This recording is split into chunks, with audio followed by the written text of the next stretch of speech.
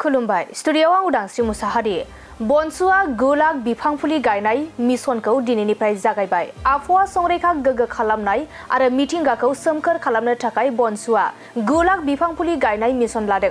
गुबुन गुबुन जिल्ला आरो जायगाफोराव दंफां फुलि गायनाय हाबाफारिखौ दिनै हलथुगाव फरेस्ट रेन्जनि सिङाव थानाय सिखना जोहोलाव नेशनेल पार्कआव वन स्टुडेन्ट वन ट्री वन फ्यूचर बे थांखिखौ लानानै बनसुनि बानजायनायाव दिनै 9 लाख बिफां फुलि गायनाय मिशन लादों बे हाबाफारियावनो दंफां फुलि गायनायजों लोगोसे जायफोर सुबुङा दंफां फुलि गायनो मोजां मोनो बिथांमोना QR क'डआव 50 रां होब्ला बिथांनि मुंखौ बिफाङाव नेम प्लेट लागायनानै होनायनिबो राहा होदों बे हाबाफारियाव बनसुनि ब्रिटेन इस्लारि गाहाय नेहाथारि सानसुमा बसुमतारी आरो बनसुनि बोसोनगिरि मनन्जय दैमारी आरो बनसुनि गुबुन गुबुन बिबानाव थानाय सोद्रोमाफोर लोगोसे बनसुनि गासै मोन 7 जिल्लाफोरनि सोद्रोमाफोरा बे हाबाफारियाव बाहागो लादों नोंथांमोना नैबे हाबाफारिखौ मावफुंनो सानदों राइट सिगाङावनो जोंनि बर' माहारियारि फरायसा आफादनि जानानै नैबे मोजां फुंबिलिनि गोजोननाय आरो हामलायथिखौ जोंनि बड'लेण्ड ओनसोलनि बर' रायजो राजाफोरनो जों जासिहरग्रोनाय जाबाय नोंथांमोननि गेजेरजों आरो बेजों लोगोसे नैबे दिग्लि होननाय जायगायावहाय जोङो नैबे फुंबिलियाव जों सफैनानै बेबायदिनो जों गोबां जोंनि बर' माहारियारि फरायसा आफादजों लोगोसे नुजाफैनो हानाय SMCH जोंनिनो NGOs आरो बेजों लोगोसे भलन्टियार फर्स नोंथांमोना नुजाफैदों आरो बेजों लोगोसे जोंनिनो डिपार्टमेन्टनि रेन्जार सारजों लोगोसे जोंनि बिट अफिसार सार आरो स्टाफ नोंथां साफ्रोमखौबो आङो हामबाय होनदों आरो बर' माहारियारि फरायसा आफादनि जानानै गोबां गहपुरनिफ्राय लानानै गहपुर तामुलपुर बाक्सा बङाइगाव जिल्ला चिरां क'क्राझार गसाइगाव जों गासैखौबो लिंहरनानै लाबोनानै जोङो दानो नैबे मोनसे एस ए टीम वर्क जोङो प्लान्टेशन जेनाखि बर' माहारियारि फरायसा आफादनि 2006 नि जेनाखि मिशन प्लान्टिं 9 लाख ट्रिज मिथिया बेसेबांसिम सम लागोन बाट जों बेखौहाय जों दिनैहाय जों जागायबाय जे दिग्लि क'क्राझार डिस्ट्रिक्टनि ओनसोलाव मोनसे दिग्लि जायगायावहाय जोङो दिनैनिफ्राय जोङो जागायबाय जोंनि मिशना मा बड'लेण्डखौ जों ग्रिनार खालामनायनि जोङो गोबां समाव जों नुबोबाय थादों जोंना मा जाबाय हाग्राया बा जोंनि जेनाखि फरेस्ट लेन्ड बियो खमायनिफ्राय खमायलांगासिनो दङ बेफोरखौ होबथानो बिराद सेस्था खालामबाय थादों डिपार्टमेन्टनि थाखाय गभर्नमेन्टनि थाखाय इभेन लाइक सिभिलियन्सफ्राबो सेस्था खालामबाय थादों सेस्था खालामसेयावबो दिनै आनफर्चुनेट जों नुनो मोन्दों दि बारायनायनि अनगायै बेयो खमायलांनो हमदों दा बेनिखायनो बर' माहारियारि फरायसा आफादा मोनसे बोल्ड स्टेपखौ लाबाय बेनोदि जों बड'लेण्ड ओनसोलखौ जों ग्रिनार जों खालामलांगोन आरो प्लान्टेशनाव जों आवगायलांगोन होननानै जों मोनसे मिजिं थिदों आरो बेजों लोगोसे जों सामाजिक डे टु डे लाइफआव जों नुनो हायो मानसिया जेब्लानाखि फोथाराव थाङो बा माबा मोनसे गेलेनाय हाबाफारियाव जेब्लानाखि नायनो थाङो गोबां मानसिफ्रानो साया नागिरो गारि दोननो साया नागिरो गाव जिरायनो साया नागिरो नाथाय बे बेक्तिया साया इन्डिभिजुवेला बे रियेलाइज खालामा गावदे बिफां फांसे गायदोंना गायाखै 365 डेज मोनो जोङो बोसोराव नाथाय बिफां फांसेबो 5 मिनिट समखौ जोङो बिफां फांसे गायनायाव जों समखौ होनो हाया दा बेनिखायनो जों दिनैनि नैबे ससियेल मिडियानि गेजेरजों आरो जेनाखि जोंनि मिशनखौ स्टार्ट खालामनायनि गेजेरजों जों मोनसे मेसेजखौ फोसावनो सानो रायजो राजा नोंथांमोन जों बर' माहारियारि फरायसा आफादनि जानानै गुरैयै जों खावलायो जाहाथे नोंथांमोना नैबे 365 डेजआव 365 सासे इन्डिभिजुवेलानो सानसेयाव 5 मिनिट सम होनानै जुदि दंफां गायोबा बेसेबां बड'लेण्ड ओनसोला बेसेबां जौगागौ बिफां फांसेनिफ्राय जों गोबां जों आदार मोनो बिफां फांसेनिफ्राय जों अक्सिजेन जों मोनो जों माजों थांनानै थायो नैबे बिफां लाइफांनि गेजेरजोंसो जों थांनानै थागासिनो दं जों मानसि हारिया बिफांनिफ्राय जोङो बन मोनो जों टिम्बार जों मोनो जोङो फिथाइ मोनो जों जानो मोनो आरो बेजों लोगोसे जिनाखि दै खुरखानानै थांनाय दै खुरखानायनिफ्राय जों बासायजानायखौ जों मोननो हायो दा बेनिखायनो नैबे बिफांनि जेनाखि प्लान्टेशन मिशना जोबोद गोनांथि आरो बेजों लोगोसे जों नुनो मोनो गोबां समाव जोंनिनो हाग्रायाव थानाय जोंनि माखासे जिब जुनारफ्रा हाग्रा गैयैनि थाखाय जाग्रा खायद गैयैनि थाखाय बिथांमोना दिनैहाय जोंनि आबादफ्राव थांनानै नस्थ' खालामनांगौ जानानै फैयो बियो मानि थाखाय जानानै फैदों जोङो गोबां समाव जों जुनारफोरखौबो जोङो नासयो जुनारफोरखौसो जों दाय हमो नाथाय दायनिगिरिया जों मानसियानो मानो होनना बुङोब्ला दंफां लाइफांफोरखौ दिनैहाय होस्रांजोब्बाय दामफायजोब्बाय गाव गावनि मोनसे बेनिफिट्सनि थाखाय दा बेनिखायनो जों खावलायो उन जोलैनि मानसिफोरनि थाखाय गाव गावनि बिसाफोरनि थाखाय फिउचारखौ अननानै सिन्था खालामदो दंफां लांफां जुदि गैयाब्ला जों मानसिया थांनानै थानो जों हानाय नङा आरो जिब जुनारफ्रा जोंनि थाखाय गोनांथि स्पेसियेलि जोंनि नैबे बड'लेण्ड ओनसोलनि थाखाय जोबोद गोनांथि मानो होनना बुङोबा जोङो सिम्पल एग्जाम्पलखौ जों नुनो मोनो जेब्लानाखि जों मानासाव थाङो जोङो रिजर्टआव जेब्ला जों थाङो होमब्ला जों नुनो मोनो दावराइफ्रा रिजर्टफ्राव फैनानै थाफैयो मैफ्रा खाथियाव फैनानै थाफैयो जों बेखौ दांनाय बिलिरनाय जों मोनो गान्दाफ्रा खाथियाव फैनानै थाफैयो जों नुनो मोनो खासेवफ्रा खाथियाव फैनानै थाफैयो जों बेखौ नुनो मोनो बिथांमोना गोबां जायगानिफ्राय फरेनार कान्ट्रिनिफ्राय फैनानै टुरिस्टफ्रा फैनानै बाव थाफैयो बेनिफ्राय जों मोनसे इनकाम सर्सखौ लकेल मानसिफ्रा इनकाम सर्सखौ नुनो मोनो आरो बेजों लोगोसे मोनसे मोजां इनभाइरनमेन्ट क्रिएट खालामनानै थाङो मोनसे मोजां मेसेज स्प्रेड खालामलाङो कि बिदि जायगाया बिराद सोमोनांथाव मानसिफ्राबो बिराद मोजां आरो जिब जुनारफोरखौबो जों अपेन जों नुनो मोनो बावनि मानसिफ्रा जिब जुनारफोरखौबो बुथारा इनफेक्ट बिसोरखौ जोथोन लायो थिग बेबायदिनो नैबे बड'लेण्ड ओनसोलाव बर' माहारियारि फरायसा आफादा बेखौनो थांखि लादों दि गोबां बेफोरबायदि जिब जुनारफोरजों जों फ्रेन्डलि जानो नांगोन इक' फ्रेन्डलि जों जानो नांगोन बिफां लाइफांफोरजों जों फ्रेन्डलि जानो नांगोन दिनै जों नुनो मोनदों जोंनि क'क्राझार ओनसोलाव चिरां ओनसोलावबो गल्डेन लेंगुरफ्रा एभेलेबेल दङमोन सिगांहाय नाथाय दुखुनि बाथ्रा गल्डेन लेंगुरफ्रा जेब्लानाखि खाथियाव फैयो जोंनि बागानफ्राव फैयो जों बेखौ होसो जों बुथारनानै जों जायो बिनिफ्राय दुखु नांसिन आरो जेबो गैया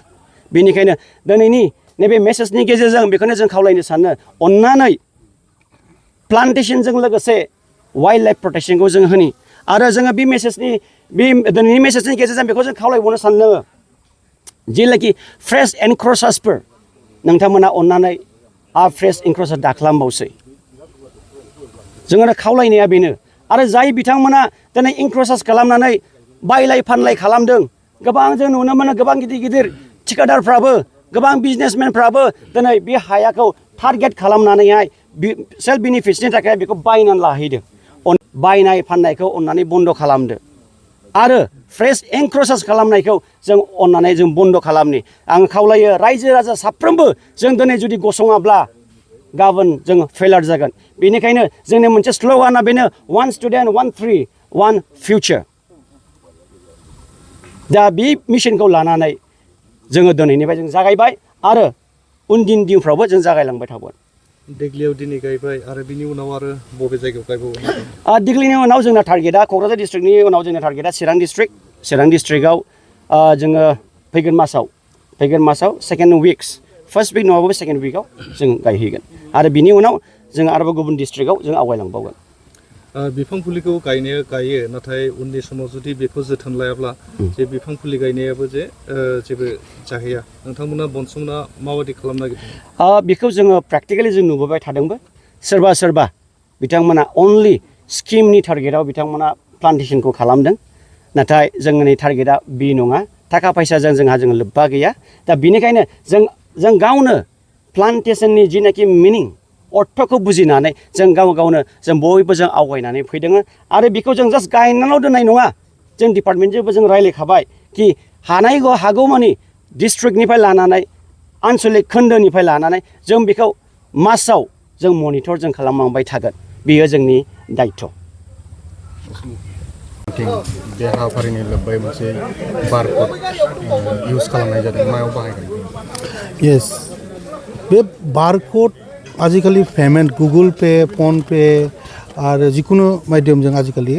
QR क'डनि थ्रुयै पेमेन्ट होनाय जायो दा बेहाय जों मोनसेल' मेसेज होनो नागिरदों जे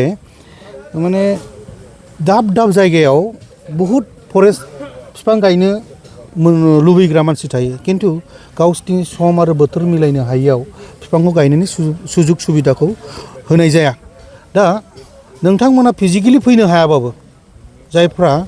मोजां साननानै बिफां गायनांगौखौ सापर्ट होनानै माने अनलि 50 रुपिस बिफां गायनायनि जे लेबार खरसा बेखौ नोंथांमोना हरब्लानो नोंथांनि नामाव बिफांखौ गायनाय जागोन दा नोंथाङा जेरावखि थाया मानो वर्ल्डनि बे QR क'डआव नोंथांमोना पेमेन्टखौ हरनो हागोन आरो नोंथांनि नाम आरो माबाखौ जोङो जोंनि वेबसाइटआव जों आपल'ड खालामगोन आरो बे बिफाङाव जे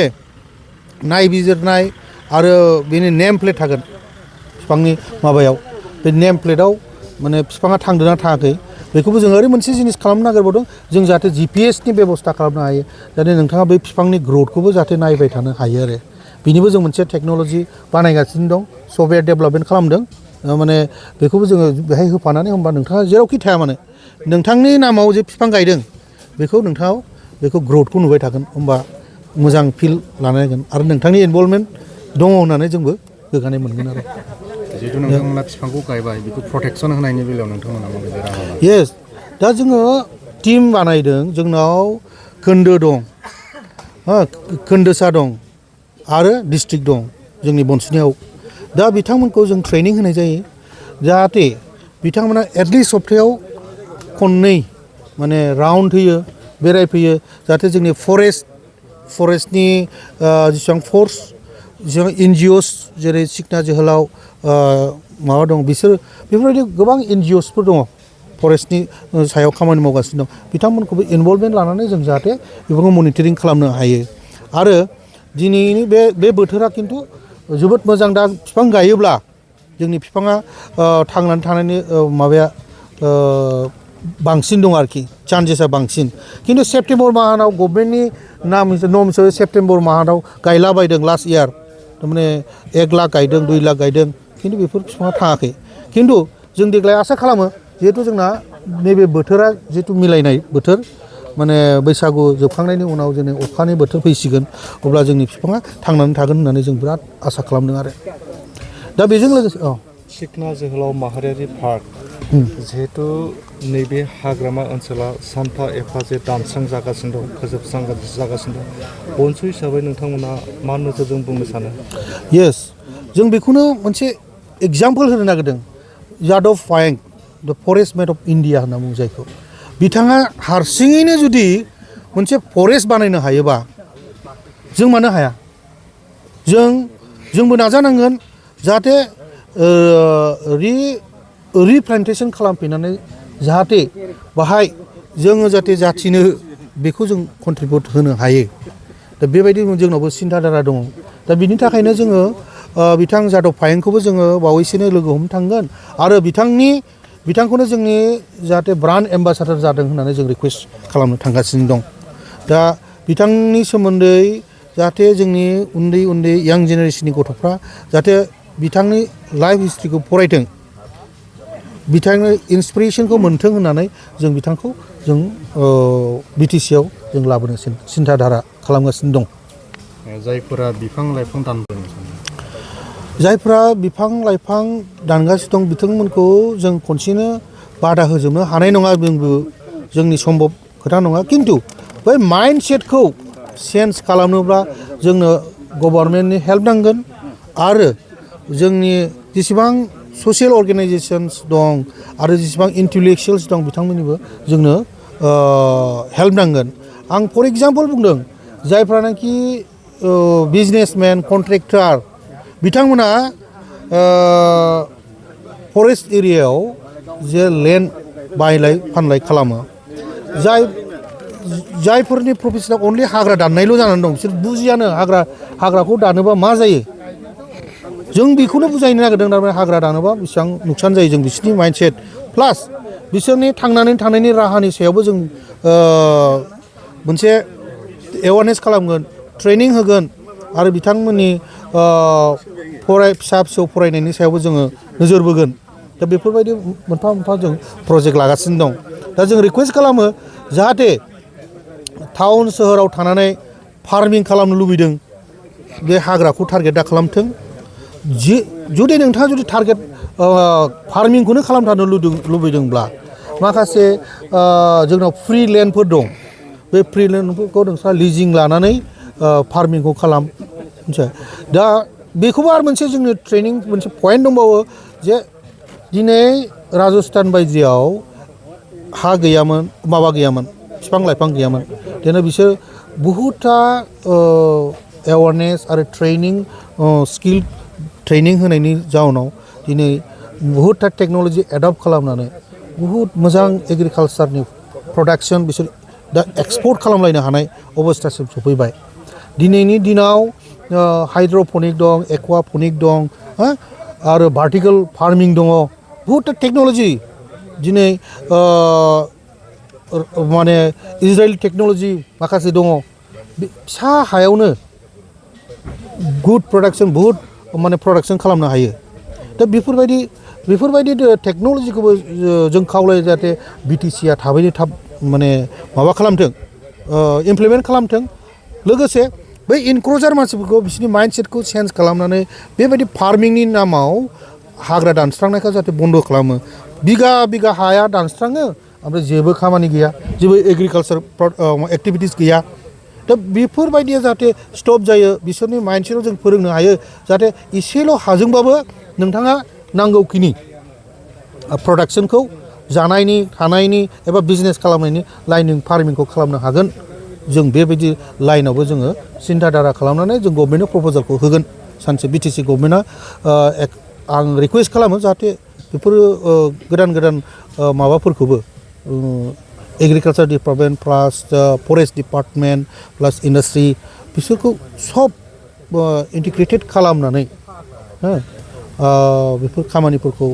प्रजेक्टफोरखौ लायो जों रिकुवेस्ट खालामो आरो एसेनोसै।